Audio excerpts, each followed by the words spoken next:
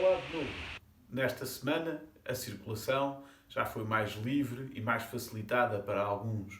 Os nossos dicionários começaram a ter palavras que nós não usávamos, como, por exemplo, desconfinamento. Nesta nova fase, todos os cuidados devem ser bem acautelados. Nós queremos virar esta página com saúde física, emocional e espiritual, razão pela qual continuamos a partilhar convosco a palavra de Deus, a palavra do Evangelho, a palavra da fé e da esperança. Por isso, estamos aqui para vos ajudar.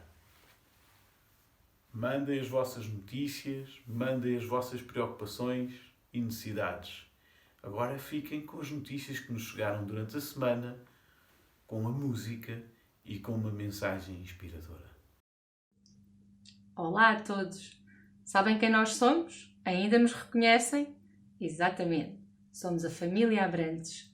Decidimos fazer esta pequena brincadeira de colocar as máscaras, porque é assim que nos vamos ver das próximas vezes que nos reunirmos na igreja. Por isso, decidimos dar-vos já assim uma dicasinha de como é que nós vamos ficar para vocês nos reconhecerem. Já não falta muito, achamos nós, que brevemente vamos estar juntos na igreja. Mas não se esqueçam, isso também vai depender muito da nossa atitude, da nossa forma como respeitamos as nossas autoridades e as indicações que nos dão. Por isso, para que todos estejamos juntos brevemente, vamos cumprir o que manda as autoridades. Beijinhos e até breve! Tchau! Vamos louvar a Deus novamente hoje. Amém?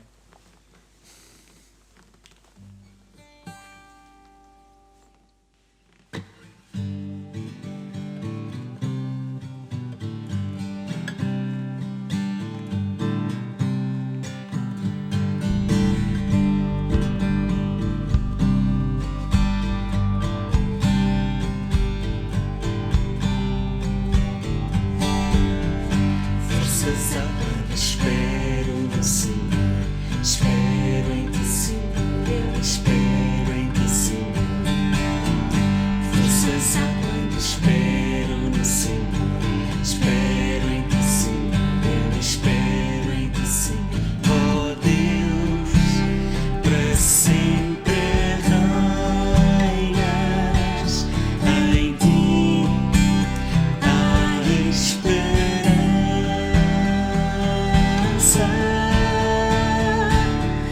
Para sempre és o eterno Deus, para sempre o eterno Deus. Falharás tu, não descansas.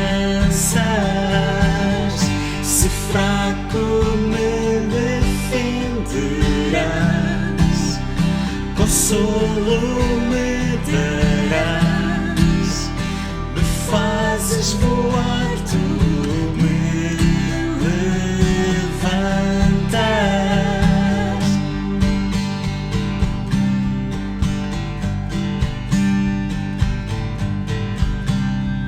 Vamos lá. Forças altas, espero no Senhor, espero em ti, Senhor, eu espero em ti, Senhor. Forças altas, espero no Senhor, espero em ti, Senhor, eu espero em ti, Senhor. Oh Deus, para sempre reinas, em ti há esperança.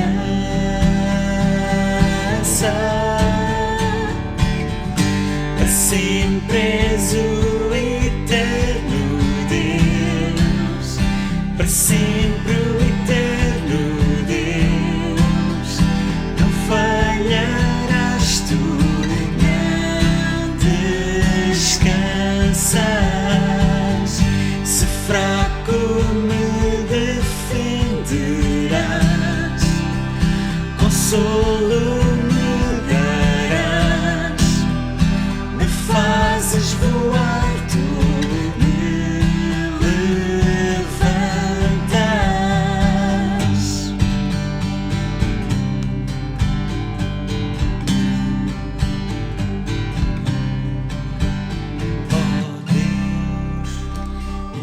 sempre reinas, em ti há esperança.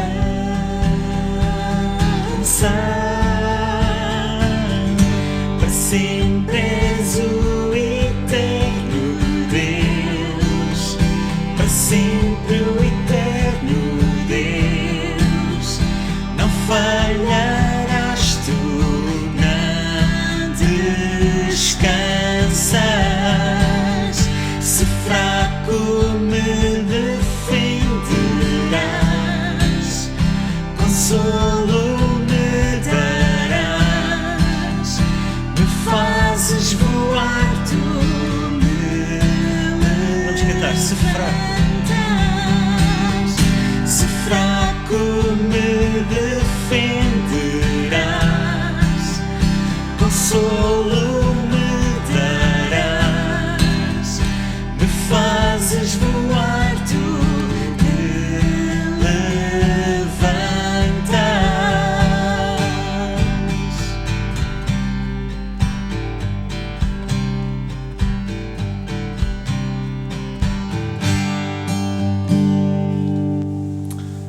Aleluia, Senhor. Obrigado, porque podemos sempre confiar em Ti e para sempre reinas. Para sempre reinas.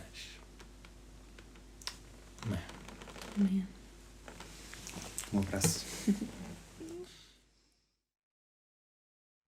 Olá, igreja, espero que estejam bem e ainda saudáveis de espírito. Estão mais perto os dias em que nos poderemos ver outra vez, louvar e aprender no mesmo espaço, embora venha a ser, como todos sabem, de forma gradual e ainda com muitas reservas. Mas esperamos com gozo e muita paciência esses dias.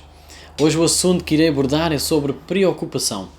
O texto onde se encontra o assunto é em Mateus, no capítulo 6, nos versos 25 a 34.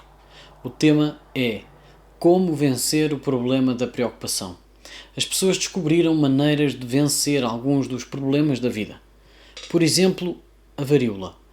Esta foi a primeira doença contagiosa registada que foi vencida pela humanidade. Era uma doença muito temida e que massacrava milhões por todo o mundo. Nas guerras os soldados morriam mais por causa da varíola do que nos próprios confrontos que tinham. Mas uma vacina desenvolvida por Edward Jenner em 1798 veio possibilitar a prevenção dessa doença contagiosa.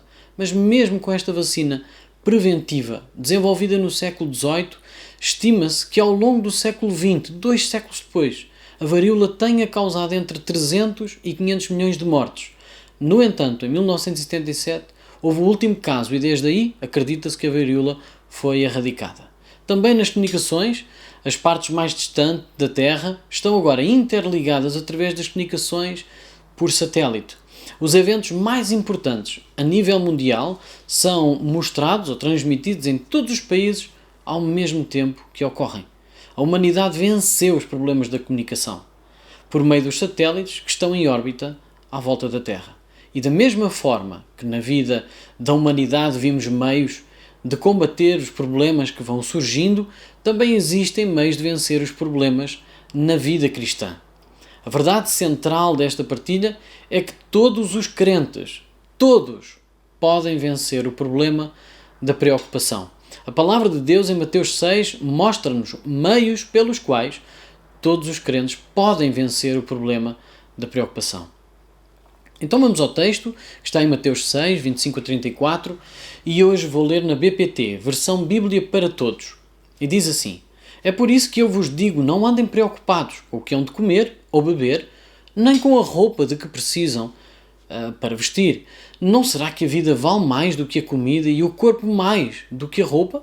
Olhem para as aves do céu, que não semeiam, não colhem, nem amontoam um grão nos celeiros, e no entanto o vosso Pai dá-lhes de comer. Não valem vocês muito mais do que as aves? Qual de vós, por mais que se preocupe, poderá prolongar um pouco o tempo da sua vida? E por que hão de andar preocupados por causa da roupa? Reparem como crescem os lírios do campo. E eles não trabalham nem fiam. Contudo, digo-vos que nem o rei Salomão, com toda a sua riqueza, se vestiu como qualquer um deles. Ora, se Deus veste assim a erva do campo, que hoje existe, e amanhã é queimada, quanto mais vos há de vestir a vocês. Oh, gente sem fé, não andem preocupados a dizer que havemos de comer, que havemos de beber, que havemos de vestir. Os pagãos esses é que se preocupam com todas essas coisas. O vosso Pai Celestial sabe muito bem que vocês precisam de tudo isso. Procurem primeiro o reino de Deus e a sua vontade, e tudo isso vos será dado. Portanto, não devem andar preocupados com o dia de amanhã, porque o dia de amanhã já terá as suas preocupações. Basta a cada dia a sua dificuldade. Então podemos vencer a preocupação reconhecendo o quanto Deus nos valoriza. E vemos isso no versículo 26, no 28 e ao 30. Talvez seja necessário explicar a palavra preocupação aqui no contexto. Segundo o dicionário de língua portuguesa Priberam, a palavra preocupação tem 4 possíveis significados. Um deles é o estado de um espírito ocupado por uma ideia fixa a ponto de não prestar atenção a nada mais. Outro é inquietação, e outro ainda desassossego, e outro pressentimento triste. Isto leva-nos a pensar que, independentemente do que esteja a ocupar de forma integral a nossa mente, se nos provoca algum tipo de ansiedade, então devemos tratar disso imediatamente. O tratar disso provavelmente não passará por desprezar o que nos está a inquietar, mas talvez priorizar e voltar a dar o valor que isso realmente tem. Bom, para isso teremos que nos focar noutro contexto que não aquele que nos levou a esta espiral de atenção. Senão o resultado será o mesmo. Na ideia do nosso texto, Jesus está a focar em 2 situações que tocam a toda a gente, em todo o tempo: comer e vestir. Não podia ser melhor, porque assim resolve um problema que toca a todos. Quem é que não se preocupa com o comer ou o vestir? No verso 26, Jesus diz: olhem para as aves do céu que não semeiam, nem colhem, nem montam um grão nos celeiros. E, no entanto, o vosso Pai... Eu gosto desta parte. O vosso Pai dá-lhes de comer. E termina esta parte a dizer: não valem vocês muito mais do que as aves? Depois, nos versos 28 a 30, vemos Jesus a fazer-nos olhar para outros exemplos da criação que são cuidadas diariamente por Ele. Na verdade, podemos ver aqui o que Jesus está a focar. É como se Ele dissesse: vocês não reconhecem o valor que têm para Deus. E se vocês não conseguem ter mais nada em mente, além das coisas básicas da vida, como o comer e o vestir, então alguma coisa está mal e precisa de ser resolvida. O vosso foco de vida está muito curto. Vocês estão a colocar os olhos no alvo errado. Porque Jesus está a ter este discurso? Porque será? Na verdade, eu gosto de pensar o seguinte: Jesus está a falar da intenção de Deus em relação ao seu povo. Deus quer cuidar do seu povo. Ao povo cabe reconhecer o seu valor e confiar. Reparem nesta imagem. Este Sermão do Monte é o início de uma nova caminhada até à bênção prometida. Uma terra prometida. Um reino prometido. Mais tarde continua a desenvolver um pouco esta ideia. E para a entrada nesse reino, Jesus precisava de valorizar a nossa cédula de entrada. A nossa anterior cédula estava caducada, ou era completamente nula. Ou melhor, era de um grande prejuízo para nós. Não nos proibia apenas a entrada nesse reino, mas colocava-nos como inimigos desse reino. Mas Cristo pegou na nossa cédula e cravou-a na cruz. Isto proporcionou que se cumprisse a justiça que Deus exigia para que a sua ira fosse apagada. Isto custou a sua vida numa cruz. Mas isto não nos pagou apenas as nossas dívidas relativamente a Deus. Mas na sua ressurreição nós ressurgimos também com Ele, para uma nova vida e uma nova identidade. Agora somos filhos de Deus, para sua honra e sua glória somente. Este é o valor que a cruz de Jesus, o nosso Cristo pessoal, tem que ter na nossa mente, no nosso dia, na nossa vida. Se isto ocupar a nossa mente, tudo o resto passa a ser o que tem que ser, parte da nossa vida e não o foco. Se nós nos lembrarmos diariamente do valor que temos aos olhos de Deus, a nossa preocupação, o tal ponto fixo, como o dicionário fala, será em não deixarmos de reconhecer diariamente o valor que temos aos olhos de Deus. Agora, o nosso Pai. Podemos vencer a preocupação vivendo um dia de cada vez. No versículo 34. Porque Jesus fala disto. Vou trazer a imagem de que falei há pouco e fazer uma pequena comparação que creio que nos pode ajudar. Jesus, com este discurso, está a dar um pontapé de saída numa nova era, a do reino de Deus. E numa outra altura, isso já tinha acontecido. Na época de Moisés, o pontapé de saída também foi num monte, e com direções claras da parte de Deus. Em Êxodo 20, depois de Deus entregar o decálogo, que são os 10 mandamentos, lemos o seguinte: nada receiem, disse-lhes Moisés, porque Deus veio desta maneira, mas foi para vos dar a conhecer o seu grande poder, de forma a que daqui em diante sintam horror em pecar contra ele. Mas se naquela altura Deus quis mostrar o seu cuidado com poder, agora vemos Jesus a revelar esse cuidado com amor. As pessoas aproximavam-se de Jesus para o ouvir e já não precisavam de intermediário, como pediram a Moisés na altura, que ele ouvisse o que Deus tinha a dizer por eles e depois lhes transmitisse o que ele tinha ouvido. Na altura de Moisés, o povo receou a morte por ouvir a palavra de Deus. Mas com Jesus, eles aproximavam-se da palavra de Deus, de Jesus, porque Ele é a vida.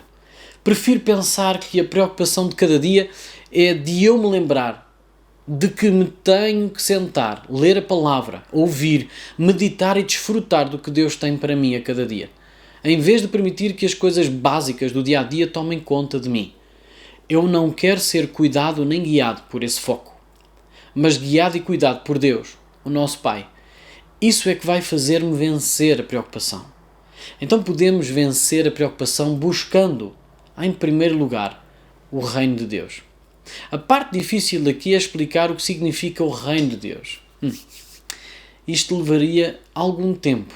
No entanto, posso focar-me numa das características do reino de Deus, que nos ajuda diretamente na luta com a preocupação. E poderíamos definir as características do reino da seguinte forma: é um reino teocêntrico, dinâmico, redentor, messiânico, presente e futuro ao mesmo tempo. Mas para esta partilha irei focar-me apenas em o reino ser redentor. Isto de ser redentor fala-nos de perdão. Isto é a parte central da nossa ajuda ao combate da preocupação.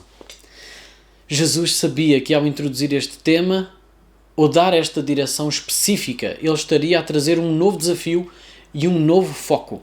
Porque Jesus quis trazer um novo foco. Eles naquela altura, e creio que também nós, hoje, temos muito o hábito de transferir para nós o ónus do perdão. Ou seja, pensamos que através da nossa obediência podemos restaurar o nosso relacionamento com Deus. Mas nada estaria mais longe da verdade naquele tempo e igualmente agora. De acordo com Marcos 2,10, Jesus sacudiu os alicerces da teoria do perdão mediante um mérito pessoal. Ele declarou que pertencia a ele a autoridade de perdoar os pecados. O perdão não vem porque a pessoa atingiu um certo nível de aceitação com Deus através da obediência, mas vem mediante um relacionamento pessoal com Jesus. O crente não obedece para obter favor diante de Deus. O crente obedece quando reconhece o favor de Deus no relacionamento pessoal com Jesus. Essa obediência é agradável a Deus. E vemos isso no episódio com Marta, Maria e Jesus. Lemos isso em Lucas 10, do versículo 38 ao 42. Marta estava preocupada e ansiosa em mostrar o seu agrado e a sua alegria em Jesus estar na sua casa. E para mostrar o seu agrado, servia a todos sem parar. Já a sua irmã Maria estava parada aos pés de Jesus a ouvir a sua palavra. E Marta pediu a Jesus que a chamasse à razão e que ela a ajudasse no serviço. Porém, Jesus o que fez foi inverso à intenção de Marta, porque disse que Maria tinha escolhido a melhor parte, ouvi-lo com atenção e desfrutar da sua companhia. Marta queria agradar com a sua capacidade de serviço. Maria estava rendida aos dons de Jesus.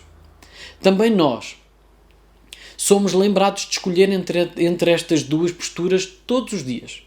Poderíamos colocar isto da seguinte maneira: escolher diariamente entre nos preocuparmos naquilo que conseguimos fazer para agradar a Deus, nas nossas capacidades, ou o que nós permitimos que Ele seja e Ele faça através da nossa disponibilidade. Jesus ensina-nos neste texto os meios pelos quais podemos vencer o problema da preocupação. Agora, está na nossa mão viver segundo o caminho que Ele nos indicou para vivermos segundo a sua vontade. Deus decidiu que queria cuidar dos que confiam nele, daqueles cujo alvo é confiar no seu cuidado como Pai. Qual é a nossa resposta diante de tal afirmação? Devemos reconhecer o valor que temos aos olhos de Deus. Não deixar que seja o dia a dia a comandar o nosso pensamento e a ditar o resultado desse dia. Deixar ser Deus a cuidar de nós e a guiar o resultado da nossa vida.